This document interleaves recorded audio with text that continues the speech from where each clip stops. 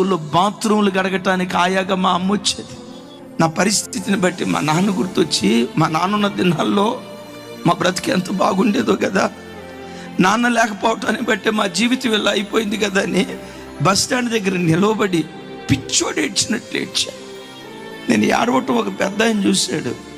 ఆ పెద్ద ఆయన కలిగింది ఎంతో కొంత సహాయం చేసి ఒక మాట అన్నాడట, బాబు నేను నీకు సహాయం చేస్తున్నాను, నా సహాయం ఒక వారం నిన్ను పోషిస్తుంది, ఒక నెల నిన్ను పోషిస్తుంది.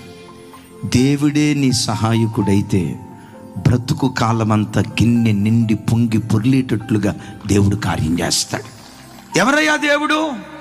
ఆ దేవుడే నజరేయుడైన యేసుక్రీస్తు వారు.